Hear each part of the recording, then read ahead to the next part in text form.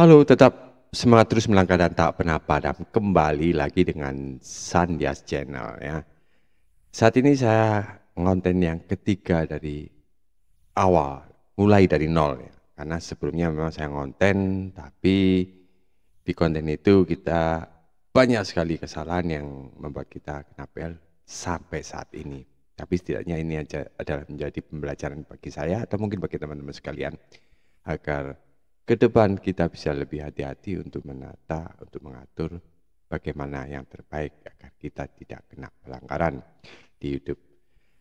Karena pada saat ini memang saya awal adalah pemula yang ingin belajar ngonten di YouTube ya, dengan sarana apa adanya, dengan pengetahuan yang terbatas dan nggak ada pembimbingnya ya, tapi saya coba untuk belajar sendiri, cari informasi dari YouTube, dari teman-teman atau dari literasi yang campur aduk, tapi saya coba untuk yang terbaik lah. Untuk itu saya juga mohon masukannya, saran, kritikan yang tajam pun untuk support agar saya bisa menjadi YouTuber seperti teman-teman sekalian, ataupun bisa menjadi YouTuber yang seperti suhu yang lain. Saya ingin berharap seperti itu. Untuk itu dengan kerelaan, kalau misalnya tanpa beban, silakan. Saya juga mengharapkan atas subscribe-nya, walaupun ini sebenarnya mungkin belum ada manfaatnya bagi teman-teman sekalian, tapi setidaknya ini adalah awal atau langkah pertama saya untuk bangkit dan menjadi yang terbaik juga di YouTube. Dan juga untuk pengalaman seperti ini mungkin bisa dialami juga oleh teman-teman yang kebetulan juga nonton di sini, yang mulai belajar konten di YouTube seperti saya, bisa sharing, tukar informasi, tukar pengalaman apa yang harus kita kerjakan, apa yang tidak boleh kita lakukan untuk ngonten yang di YouTube channel ini. Saya tunggu komennya di kolom komentar juga.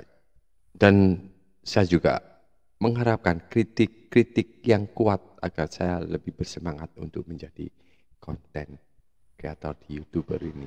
Oke, jadi ini akan saya coba ceritakan tentang pengalaman saya kena PL ya untuk di YouTube ini. Ya, saya ingat pertama kali saya mendapatkan notifikasi PL di YouTube ya, mendapatkan notifikasi itu, saya merasa sangat kecewa dan frustasi karena saya tidak tahu apa yang saya lakukan salah. Saya telah menggugah konten yang saya buat sendiri ya.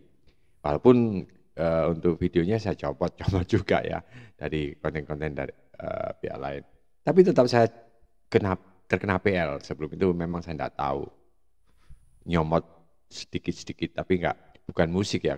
Saya pikir untuk musik aja karena PL. Ternyata juga video-video juga banyak sekali yang punya hak cipta juga. Saya merasa seperti telah kehilangan semua yang saya kerjakan ya. Jadi saya sudah konten banyak sekali dan akhirnya kena pelanggaran-pelanggaran, seakan sia-sia apa yang saya kerjakan kemarin itu.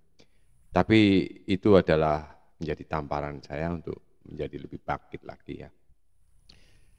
Karena BL tidak hanya mempengaruhi akun YouTube saya ya, tapi juga mempengaruhi mental saya waktu itu. Saya merasa tidak percaya diri lagi dan tidak tahu apa yang harus saya lakukan. Saya merasa seperti saya telah gagal dan tidak bisa lagi membuat konten yang berkualitas. Gitu. Dan seiring berjalan waktu saya coba pikir, saya harus memulai lagi dan harus mencari peluang apa yang tepat untuk diri saya, konten apa yang cocok untuk bisa saya share di YouTube ini sesuai dengan talenta saya, walaupun belum muncul juga, tapi saya coba meraba apa dan bagaimana yang tepat untuk diri saya. Okay? Karena pelajaran yang saya pelajari saat ini yaitu pengalaman ini, pertama saya belajar bahwa kesabaran dan ketekunan sangat penting dalam menghadapi masalah. Kedua, yaitu saya belajar bahwa penting untuk selalu mematuhi aturan dan pedoman yang berlaku. Karena kita sudah kesel-kesel bikin konten banyak sekali. Kita melanggar aturan di akhirnya, di akhir poin seakan hancur semua, tutup semua. Nah ini kita memang perlu berhati-hati ya, karena pedoman yang ada itu kita harus tetap jaga agar tidak kita langgar. Setelah ketika saya harus belajar bahwa tidak ada yang tidak mungkin jika kita miliki tekad dan kemauan untuk bangkit. Karena setelah saya capek ya, pegel karena konten diblok, dicabut, karena mental saya juga drop. Memang kesel banget ya, merasa kita sudah merintis buat pelan-pelan dan mikir, cari ini, literasi ini, kita masukkan, kita ngobrol, kita tik bolak-balik, nggak jadi. Sudah banyak kita kirimkan, ternyata kita kena pelanggaran. Walaupun itu memang kesalahan diri kita masing-masing yang kita tidak tahu persis aturan yang benar itu ya. Jadi drop. Nah, untuk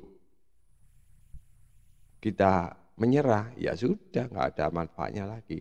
Tapi kalau kita mau ingin bangkit dan menjadi sukses, ya kita harus belajar dari kegagalan itu. Dan akhirnya saya sadar tidak mungkin ya kita harus memiliki tekad dan kemauan yang kuat untuk bangkit ya. Karena tidak mungkin orang berhasil tanpa gempuran, tekanan dan situasi-situasi yang tidak mengenakan gitu ya. Dan itulah histori atau cerita yang memang saya alami hingga saat ini ya. Tapi setidaknya itu mungkin bisa menjadi masukan bagi teman-teman seperti saya ini agar lebih berhati-hati.